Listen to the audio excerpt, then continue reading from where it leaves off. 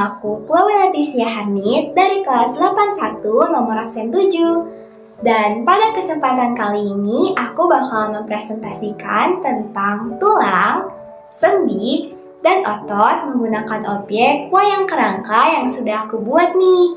Pasti penasaran kan? Yuk langsung aja kita mulai ke presentasinya. Let's go! Oke, jadi yang pertama aku bakal membahas tentang tulang. Iya, tulang. Nah, karena kita lagi bahas tentang tulang, aku mau tanya nih sebelumnya. Teman-teman tahu nggak sih apa aja fungsi utama dari tulang buat tubuh kita? Kalau belum, sini aku kasih tahu yuk. Jadi ada 4 fungsi utama secara umum untuk tubuh kita. Jadi yang pertama itu adalah memberikan bentuk tubuh dan menopang tubuh kita. Yang kedua adalah melindungi organ-organ dalam kita. Yang ketiga adalah tempat menempelnya otot yang merupakan alat gerak aktif sehingga dapat menggerakkan tulang. Dan yang terakhir atau yang keempat adalah pada jenis tulang tertentu, tulang berfungsi juga loh sebagai tempat pembentukan sel darah. Dan sekarang kita lihat di objek wayang kerangka yang sudah aku buat ini. Setelah aku perhatiin lebih lanjut lagi nih, ternyata aku tahu kalau struktur tulang itu sebenarnya nggak halus, tapi terdapat benjolan di ujungnya yang berbentuk bulat serta terdapat titik-titik kasar pada bagian ujung. Nah, di sini tuh terdapat lekukan, tonjolan, dan juga lubang. Nah, apa sih fungsinya? Jadi, fungsi lekukan dan tonjolan itu adalah tempat menempelnya otot. Kalau fungsi lubang itu apa ya? Itu tuh untuk tempat keluar masuknya pembuluh darah dan syaraf. Dan pada permukaan tulang nih teman-teman, itu tuh ditutupi oleh membran yang menempel dengan sangat kuat yang disebut dengan periosteum.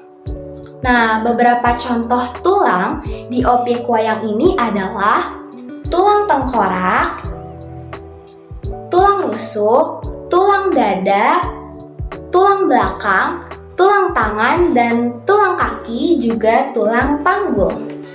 Selanjutnya, setelah tulang nih, yang kedua aku bakalan bahas tentang sendi. Jadi, apa sih itu sendi?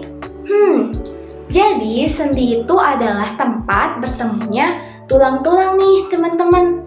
Nah, dengan adanya sendi, hubungan antara tulang-tulang tubuh dapat digerakkan.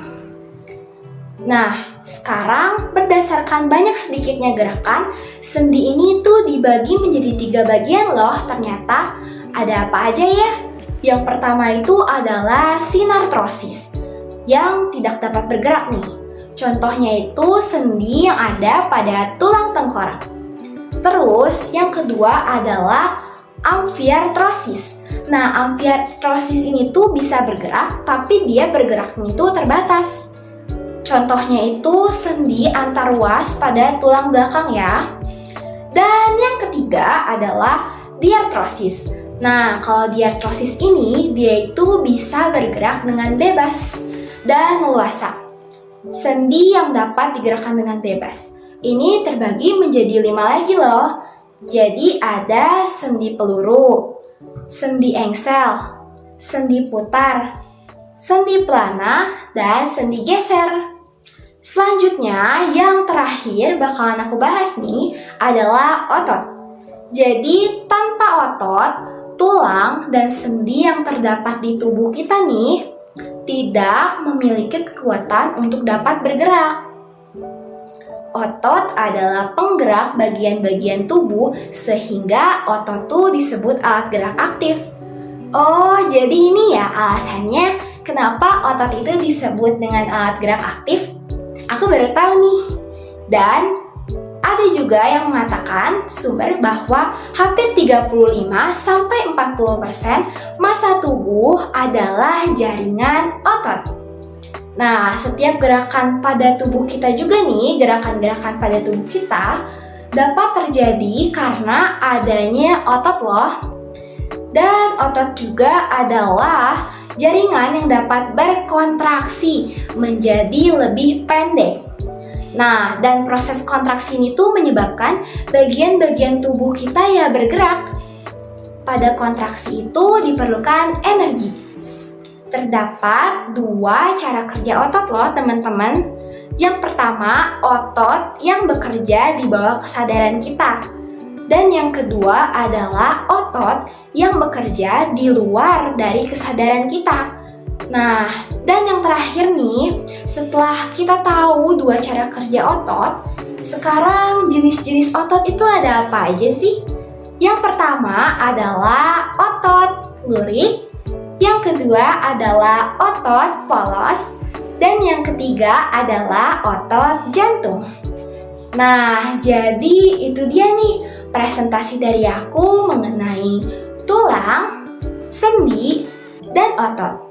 Aku harap kalian bisa ngerti ya sama penjelasan yang aku kasih dengan menggunakan perantara wayang tengkorak ini juga. Maaf ya kalau ada salah kata di presentasi aku atau ada bagian-bagian yang kalian kurang mengerti. Jadi sekian presentasi dari aku. Terima kasih udah ngedengerin aku presentasi dan sampai jumpa lagi. Bye-bye.